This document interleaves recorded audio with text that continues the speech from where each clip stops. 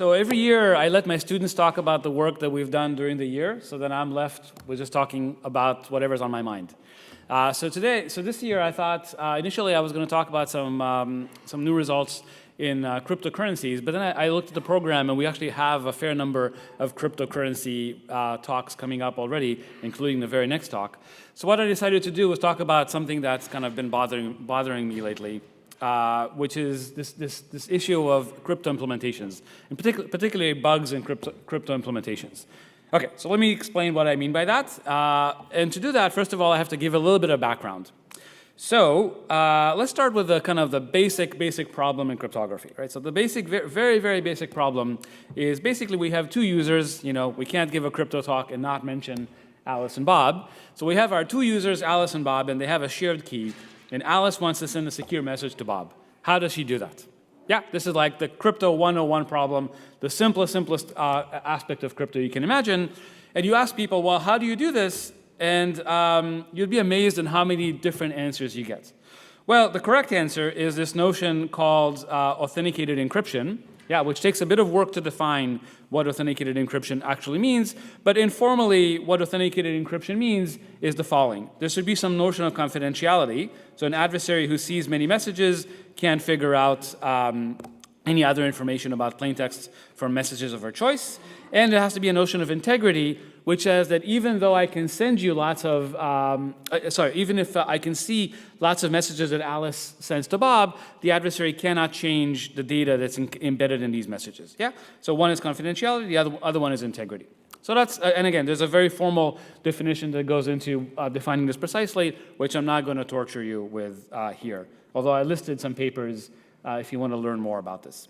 So what are the constructions for authenticated encryption? Really, there's kind of a canonical construction. It's called a generic composition of an encryption mechanism and an integrity mechanism. Yeah, so this is called encrypt-then-MAC. And the way it works is you have your plaintext, you encrypt the plaintext to get a ciphertext, and then you compute an integrity tag on the ciphertext. Okay, so the MAC, which is what's computing the integrity tag, is being applied to the ciphertext, and that's the thing that's being transmitted over the wire. Okay, so you can see why it's called encrypt-then-MAC, because first you encrypt and then you MAC the message. So here I wrote up the algorithm very simply. You know, you encrypt your message M using the encryption key, you compute a MAC of the ciphertext using the MAC key, and then you output the ciphertext and the integrity tag. Very simple, yes? And then the way you decrypt is you just do the obvious thing. You check the MAC. If that doesn't verify, you output bottom. Else, you output the decryption. Yeah, nothing could be simpler. And in fact, there are standards that do this. There's a well-known standard called Galois counter mode. This is now required in TLS 1.3. In fact, TLS 1.3 is one of the big developments in crypto of this year. TLS 1.3 was just ratified. It's a much nicer protocol than earlier versions of TLS. It's going to be widely available, widely deployed now, and it's a big deal in the world of crypto in this past year. And in fact, the required method of encrypting in TLS 1.3 is using this GCM method, although there are other methods that are supported as well. And the way that works is basically you encrypt using something called counter mode, which we'll see later, and then you compute a MAC using something called a Carter-Wagman MAC, which is a very fast MAC. Okay, good. So very simple. What could possibly go wrong? Although I have to tell you that there is more bells and whistles to authenticated encryption just beyond taking a key and a message. In fact, there are other properties of authenticated encryption. For example, maybe you want to have something called associated data, which is data for which you compute integrity, but you don't actually encrypt. Yeah, so think of like packet headers in a packet. You want to encrypt the packet data, but you don't want to encrypt the packet headers. So the headers will be called associated data. And so, you know, basically the associated data feeds into the tag, into the integrity tag, but itself it's not actually encrypted. That's one property you'd like to have, authenticated encryption with associated data. It's called AEAD. And you'd also like to basically avoid randomness. You know, cryptographic libraries should not be generating randomness. So you should be taking these nonces from the outside. And so you'd like to encrypt using what's called a unique nonce, so a nonce that does not repeat. And if you do that, that's called NAEAD, so nonce-based authenticated encryption with associated data. You see why we like acronyms. It's a lot of words. And the way the algorithm works, again, very simple. Basically, you encrypt the message using the nonce that you were given. and then you compute the integrity tag over the ciphertext and the associated data, also using the nonce that you were given. Okay, all very simple. What could possibly go wrong? All right, so that's how we do encryption in the real world. We have these, we encrypt, then compute a MAC, all done using associated data and nonces. It turns out there are even more properties you could ask for authenticated encryption. So for example, I told you that these nonces better not repeat. Well, in the real world, turns out there are lots of examples where nonces accidentally do repeat. For example, if you have a nonce implemented as a counter and you reset your device, somehow the nonce resets to 0, and then all of a sudden you're re-encrypting multiple messages using the same value of the nonce. So there's this requirement, there's a desire to have what's called nonce misuse resistance. This is called misuse resistance authenticated encryption, MRAE. And so the idea is that there is some security even if the nonce is repeated. And what I mean by some security, I mean that you still have security as long as the messages are all distinct. Yeah, as long as you're not encrypting the same message with the same nonce, everything is still fine. Yeah, so we even have ways of doing that. There's a very famous mode called synthetic IV mode, SIV, which I'll show you in a second, which actually achieves misuse resistance as well. Then you might want to require something like online encryption and decryption, so online authenticated encryption. So here what happens is you'd like to be able to decrypt blocks of the ciphertext and release blocks one by one before you have seen the entire ciphertext. Yeah? So normally you would collect the entire packet, decrypt the whole thing as a whole, but in fact there are many cases where you'd like to release, so your block might span multiple packets, but packets might come in one by one, and you'd like to be able to release packets as they come in rather than waiting for the entire block to come in. So this is called online authenticated encryption. That's a little problematic to define, but we even have ways of doing that. Yeah, so there's a lot of the story keeps on going, and there are more requirements for authenticated encryption you can imagine. Now, it turns out there are lots of ways to build authenticated encryption. So I just put a picture here from a paper by Nemper and Ragoway and Shrimpton that shows you a whole bunch of constructions for authenticated encryption. Now, it doesn't really matter what this slide is. I wanted to just mention quickly that I just wanted to show you there are lots of ways to build them. I want to mention that this sieve method that I talked about is this picture over here, which what happens is you can see you encrypt your message, but the randomness, the IV, the randomness that you use to encrypt your message is derived as a function of the nonce, the message, and the associated data. Yeah, so that's kind of you see the ciphertext and the tag coming out. This is a mode that's actually nonce misuse resistant. Even if you do encrypt using the same nonce but with different messages, you end up with different IVs, and that's why the mode still provides security. Okay, so this was just a quick overview of authenticated encryption. Now let's get to the heart of what I wanted to tell you about.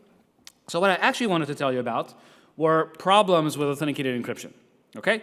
So how hard can it be? Yeah, how hard can it be to implement encrypt-then-MAC? Yeah, I showed you the algorithm, literally 2 lines. How hard can it possibly be? Well, let's look. So, right, so fine. So let's look at our first example. So our first example is a library, or rather a facility called encrypt-then-MAC, that basically provides key wrap capabilities for passwords and things like that. Yeah, so you can imagine here you have your, basically the encrypt-then function takes a plain text and a key, and it goes ahead and encrypts the plain text using the key. Now, I have to say, the mistakes that I'm going to show you here happen in a lot of products. Here I'm just going to randomly choose a few samples to show you. Okay, so what's the problem here? So what's the issue with encrypt? Let's see how it works first of all. So it has a key for the encryption and a key for the MAC, just as normal, just as you're supposed to do. And here you have a message that you're trying to encrypt. Okay, so how does encrypt-then version 1? How does it actually encrypt? Well, so it chooses a random IV, just like you're supposed to do for encryption, and then it uses what's called, well, let's say that it uses counter mode for a minute. So basically, it chooses a random IV, and then it encrypts the IV plus 1, encrypts the IV plus 2, and so on and so forth. That generates a random stream of data. Yeah, so it generates a random pad, which then gets XOR with the message, and this is the ciphertext. Yeah, so you can see the IV plus sort of this one-time pad XORed with the message. So far, so good. So that's the encryption part of our encryptor. So that's the encrypt. We're supposed to do encrypt-then-MAC. The next thing we're supposed to do is compute a MAC. Well, so here's how we compute the MAC. We take the ciphertext, and we MAC it, and we get our integrity tag, which we append to the ciphertext. Now you look at this, and there's actually something fundamentally wrong with this construction. So let's see, can someone tell me what's the problem with this construction? What looks fishy here? What? Somebody said it. Ah, exactly. You notice that the MAC is encrypting the cipher, is computing an integrity tag over the ciphertext, but it's ignoring the IV. Yeah, the IV is actually part of the ciphertext that was generated by the encryption algorithm, but somehow the IV did not make it into the integrity tag computation. Let's see what goes wrong if, in fact, you do that. So if you, I'll make that thing for you, spin for you again, so you see that it's actually missing. So let's see what goes wrong if you forget to include the IV in your tag. Right, so here you can see that only the ciphertext is affecting the tag. Well, in fact, our encryptor uses a mode called CBC mode. It doesn't really matter what CBC is. Let me just show you how decryption works. Basically, here you decrypt C0, then you X over the IV, you get M0, then you keep on decrypting, and so on and so forth. Yeah, so essentially, this is how decryption works. Now, you notice the fact that the IV is not included in the MAC means the attacker can change the IV to whatever it wants, and that will never be detected by the decryptor, right? So the IV can be whatever the heck the attacker wants. The decryptor will never know that anything is wrong with this. But look, you can see the IV is being XORed into this value here, and that gives you M0, which basically means the attacker can set the IV to whatever he wants and have full control of what the first block of the plaintext is. Yeah, so if you're encrypting a password, I can essentially modify the IV and make the decrypted password be whatever I want. Yeah, so that's kind of a pretty serious breach of integrity in that the attacker has full control of what the first block of the decryption looks like. And by the way, there's similar problems with counter mode. Okay, so that's a classic mistake a classic issue in implementing encrypt-then-MAC. You still have to know, that everything needs to be MAC'd. Okay, so what do you do about this? What should we do? Well, of course, this has been fixed. This has now been fixed as our encryptor v3, which actually does do the right thing.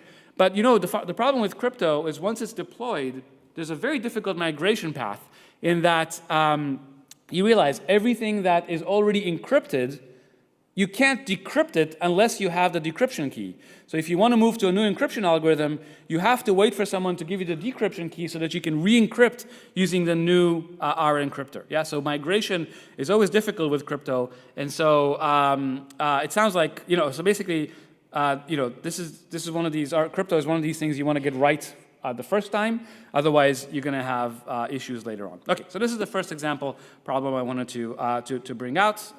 You need to know what to compute a MAC over. The second example I want to talk about is actually a made-up example, but it's actually it's an abstract version of a problem that happened in my favorite protocol to pick on, which is WEP. WEP is the 802.11b encryption protocol. I love this protocol because they've pretty much made every possible mistake in the book.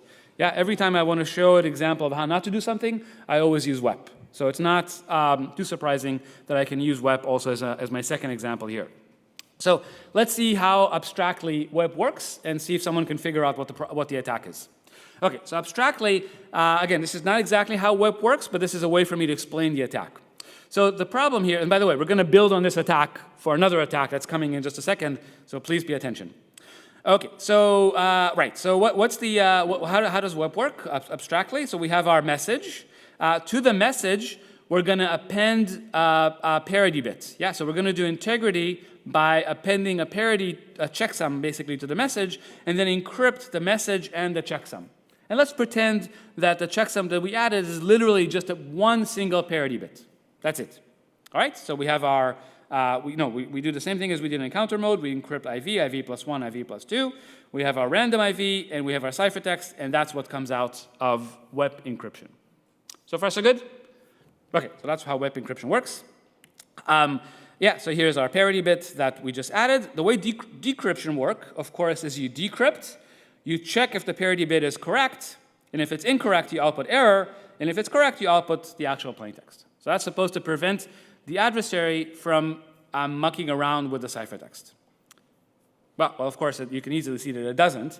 But in fact, there's actually a real attack that comes here. It's not just about changing ciphertext. It turns out you can actually completely decrypt a ciphertext that's encrypted this way. Yeah, you can completely decrypt. And let's see how. So actually, I'm going to ask you to figure out how yourself. I'll give you a hint. The attack is called chopchop attack. That should give you a hint for how this thing works. So let's see. So can anybody suggest a way to attack an encrypted message of this form? What would you do? Yeah, what would you do? So yeah, you have this parity bit at the end, and you'd like to be able to recover the bits of the message. Well, you're going to recover them one by one. It's like a Hollywood movie where, you know, the ciphertext kind of decrypts one bit at a time. Well, let me show you. Yeah, you haven't. Shuffle? Ah, okay. Shuffle is a good. Yeah, shuffle is a good. Well, actually, if you just permute the bits, the parity is still going to work, right? The parity will be unchanged. So the message will still decrypt, and you're not, as an observer, you're not going to be able to tell what the bits were. So permuting is not quite the right thing. It's called chop-chop for a reason. It's called chop-chop because we're going to delete bits of the message. So imagine we delete the last bit of the ciphertext. Literally, just delete it. So I record a ciphertext that you sent. I delete the last bit, and then I forward that to the router. Now, what's the router going to do? Well, the router is going to try and decrypt this, and then he's going to compute a parity bit of the resulting plaintext. Now, what's going to happen? If the bit that I deleted was equal to 1, that means that the parity of the remaining message is going to be invalid. It's the last bit here is not going to be the parity of the previous bits. Yeah, because I deleted it. If the bit was 1, that means that everything that came before it was odd. Right? So if I delete, so the parity of this whole thing is going to be odd, which means that we'll get an error back. If b is equal to 0, the router will accept the packet. Okay, so you can see by sending this message, this modified, this chopped message to the router and observing whether the router rejected or accepted, I can get the last bit of the message. Okay, so I just got one bit, namely the parity bit. Maybe that's not so interesting to me, but that's what I got so far. But we're not done. What's the next thing that I'm going to do? Chop again, delete another bit, exactly. So now I'm going to delete 2 bits of the message. And the last 2 bits, of course, you know, if the message is valid, then the XOR of the last 2 bits should be equal to the XOR of all the previous bits, right? So again, if I get error, that means that the last 2 bits XOR to 1. If the router accepts, that means that the last 2 bits XOR to 0. But I already know B, so now that I know the XOR of the last 2 bits and I already know B, that gives me the most significant bits of the actual plaintext data. Yeah, and I can iterate this over and over and over again and kind of recover the bits of the message one by one. It's kind of a cool attack, yeah. That I just bombard the router with a bunch of packets. I see whether it rejects or accepts, and that allows me to recover the bits one by one. So this can be made into a real attack. Like I said, it's called a chop-chop attack on web. Okay, so that's another. So you never ever do authenticated encryption just by concatenating parity bits. That just doesn't work fundamentally. Okay, so now let's see this in another context, which is what's called Signcryption. So let's change gear and let's talk about Signcryption. So Signcryption is basically what's called authenticated encryption, but in the public key settings. So when Alice and Bob don't have a shared key, but rather they have a public key that they want to encrypt with. Okay, so sometimes, by the way, this is called zero round trip time mutual authenticated. Anyhow, this has other names, but the names don't matter so much for our talk today. Okay, so what's the idea here? So here, the sender wants to send a message to the receiver. So Alice wants to send a message to Bob. All Alice has is Bob's public key. Yeah, so she wants to send a message. Maybe a server is going to store this message because Bob is not currently online. When Bob comes online, the server is going to send a message to Bob, and Bob is going to decrypt. Okay, so this is typical chat systems. So in a chat system, I send my encrypted message to the server. When Bob comes online, the server sends the message to Bob, and Bob decrypts. Okay, good. So the setting here is that Alice has a signing key that she's going to sign the message to say that the message really came from her. Yeah, so he has a signing key, an identity. She has Bob's public key and an identity. The receiver has Alice's public key and her identity. He has a decryption key and an identity as well. Okay, so Alice is going to sign to prove the messages came from her, and Bob is going to decrypt to be able to recover the message. Yeah, so here's what Signcryption looks like. It's kind of a mess. Yeah, so you can generate public key, secret keys, and then the encryption takes all these identities and secret keys and public keys in a message and produces a ciphertext. You notice Alice is signing, and Alice has her secret key and Bob's public key. The decryptor, Bob, has Alice's public key and Bob's secret key, and that's how he decrypts. Okay, that's Signcryption, just the syntax of how Signcryption actually works. Yeah. So Signcryption is, as I said, it's a common mechanism that's used in store and forward systems when you need to have both confidentiality and source authentication. So again, very commonly used mechanism. And there's a security notion. Again, you have to have here, it doesn't really matter what the properties are. You have to have confidentiality against an active adversary. You have to have integrity. And you need to have forward secrecy, meaning that if one side is compromised, forward secrecy, in our case means even if the sender is compromised, past messages are not exposed. Okay, so just recovering the signing key should not expose previous messages. Okay, and there are some other requirements as well. So this is very informal. So far, so good?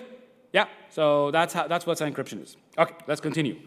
So then, how do you construct Signcryption? Well, again, there's a generic composition construction for Signcryption. You can do what's called encrypt-then-sign, where you encrypt your message and then you sign the ciphertext. Yeah, you have to use identities embedded appropriately, and then you output the ciphertext in a signature. That's one way to do it. Or you can do sign then encrypt, where you sign the message first and then you encrypt the ciphertext. And I could ask you, like, which one of these do you think is secure? Yeah, which one would you rather use in practice? Which one is secure? Well, it turns out actually both are secure, assuming the underlying primitives are secure. Yeah, so for Signcryption, actually, the order is not, we're not that sensitive to the order. However, you have to implement things correctly.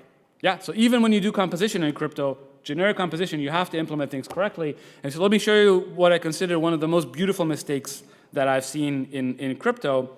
And here, again, I'm just picking on one product. But the only reason I'm just, presenting this product is because I really like the mistake, as it's a very good instructive mistake to learn from, right? This is how we all learn. And so let me give this mistake that that affected iMessage. This is a result by Garman, Green, Kapchuk, Myers, and Rushnan. And so let's see. So the mistake is the following. So they started off basically by taking the message and adding a parity bit to it. The parity bit, or actually a checksum, the checksum was not intended for security purposes. It was just basically to detect simple errors. Yeah, so let's pretend like all we have is a parity bit, just for simplicity. The mistake is a little different though. So let's see. So what they did is essentially they encrypted. So here they encrypt the plain text while using counter mode, again, just like we saw before. So they encrypt IV plus 1, and IV plus 2, encrypt the ciphertext, and they encrypt the plain text, and they get the actual ciphertext. Okay, so far so good. And then remember, we have to do encrypt, then sign. Okay, but then what happened was the entire ciphertext was then signed. All right?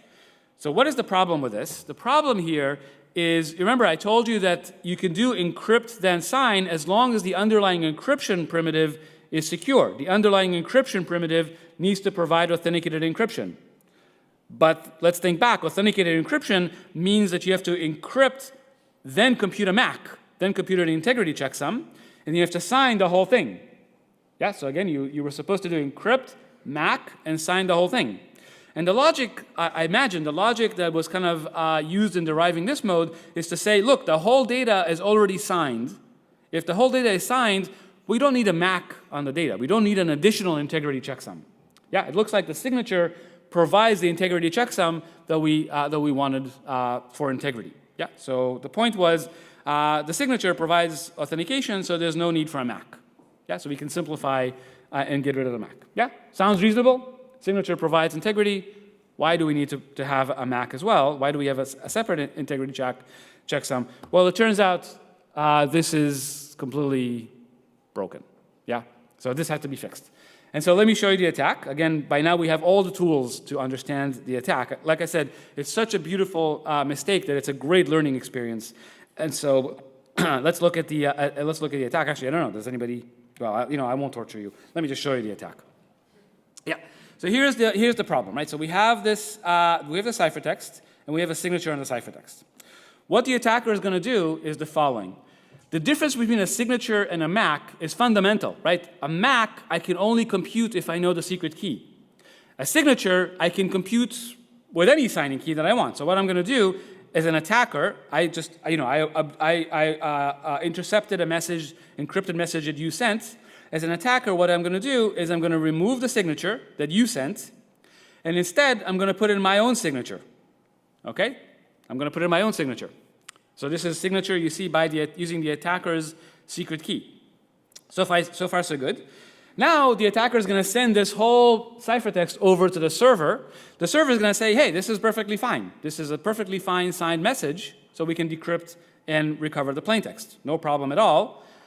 However, this now enables a chopchop attack. Yeah, because now I can start playing the same games I did before by basically removing, one bit of the ciphertext, signing that, and then sending that to the server, and the parity bit tells me if the server accepts or rejects. I know what the bit is, and I can iterate that over and over again and recover the message, the plaintext, one bit at a time. Yes? So the point here is if you, yeah? Oh, somebody had a question. Yeah. No. The server, so basically this is a legitimate user, so the attacker basically is a legitimate user of the system. The server just thinks, oh, this is a message from Charlie instead of Alice. Yeah? So fine, the server accepts this as a message from Charlie that's intended for Bob. Yeah? And so the server accepts, but if the parity bit fails, then the server will reject. Yeah? Ah, okay, so there's ways around this. No, so actually there are ways around this. This is the recipient's identity, by the way, so this will still be correct. It's a message intended for Bob. It's not the sender's identity. Yeah. So you basically assume here that attacker is a trusted party. An attacker basically is another user in the system. Yeah, so you have a chat system. Absolutely. You have a chat system, and the attacker basically registered as a valid user in the system. Yeah, that's a very important point for this to work. Okay, so the point is the fact that the attacker can create new valid ciphertexts allows him to do the chop-chop attack and completely decrypt the ciphertext. Yeah, I don't know. This is like really beautiful attack that shows that generic composition is, you have to get it right. It's a little tricky. You have to understand what the theorems say and use them as is. Okay, so what are the lessons in all this? Basically, inventing crypto modes is kind of tricky. You can see that there are lots of ways to get it right. To be honest, in the second decade of the 21st century, I would hope that we not make mistakes like this. So all I can say is, we need more crypto reviews. Obviously, try to stick to standards because those standards have been vetted well. And the bottom line is, as usual, inventing your own crypto modes in this case is tricky business. And the last thing that I'll mention is, in fact, that there are in most cases, these generic composition results are not the best ones to use. There typically are better modes if you are willing to use this. If you understand your problem better, you can typically come up with better constructions than generic composition. And so, as the last thing I'll say is just a completely shameless plug, in that if you want to learn more about all this and learn how to argue and prove security of these crypto modes, then please take a look at our free textbook. So it's a graduate course in applied cryptography that I wrote with Victor Shoup. It's a free textbook available at cryptobook.us, cryptobook.us, and this is still in draft mode. It's fairly complete, but there's still, I imagine there's still typos and mistakes. So if you find a typo or a mistake in the book, please send us a note and we'll correct it right away. So thank you very much. That's what I had to say, and I'll stop here. Thanks.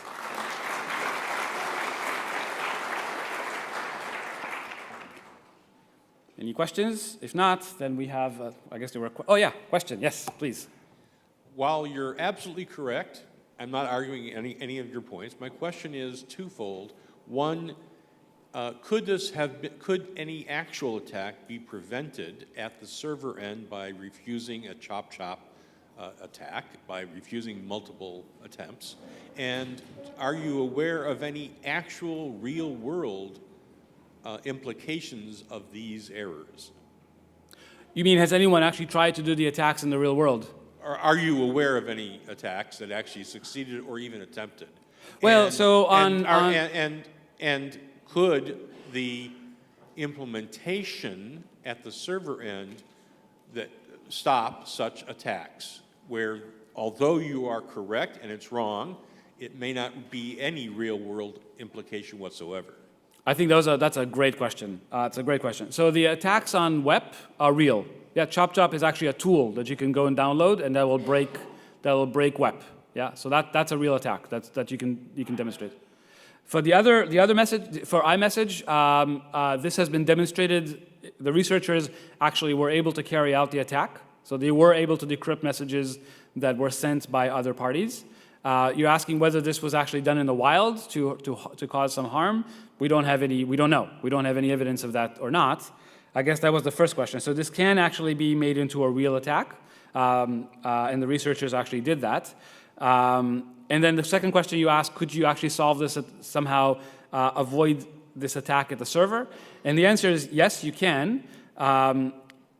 I would say it's better to get the crypto right than to rely on kind of ad hoc detections at the server. But yes, what the server will notice is all of a sudden there are lots of failed parity checks on it. Yeah? So that actually is a good so all of a sudden this user A, the attacker, is sending messages that are causing lots of parity checks. Yeah? And maybe that's a way to detect there's maybe something fishy going on with user A. But now you're getting into ad hoc methods that maybe there's a way to do this at a low enough rate that this would not be detected at the server. I think we're all in agreement that it's better to get the crypto right than to rely on other methods. So it's a great question. So yeah, thanks for asking. Actually, I'll put this up. Terrific. Oh yeah, another question. Yes, please. So even with crypto in general designed well, but we still have implementation errors Absolutely. such as heartbleed. So how can we, from a security perspective, a monitoring perspective, to detect these in advance rather than letting people know, oh, heartbleed is happening? Absolutely. I'm really glad you asked that. So the fact that we have our crypto correct on paper doesn't mean that it's going to be implemented correctly.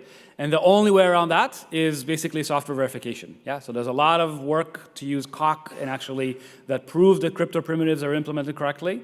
So there are, even forget Heartbleed. I mean, Heartbleed, of course, is an important event. But even worse, like just building a multi-precision multiplier turns out to be quite tricky, right? There have been mistakes in the multipliers. So software verification using tools like COC and so on can at least prove that these primitives work. So there's a lot of work on just showing that like a SHA-256 implementation is provably correct. A multiplier is provably correct. And slowly working up the stack, there's a cryptographic library called MyTLS, and the point of MyTLS is that it's supposed to be code that actually has been verified. Yeah, so of course there's a performance penalty with MyTLS, but slowly the gap between what can be deployed and what can be proved is narrowing. But absolutely, just designing the crypto correctly is only the beginning of the story. Implementing it correctly, and not just that the implementation doesn't have bugs. The implementation should not have side channels and so on. That's a story that's going to keep us in business for many, many years to come, probably forever. So definitely, this is why this area is so great. Yeah. Hi.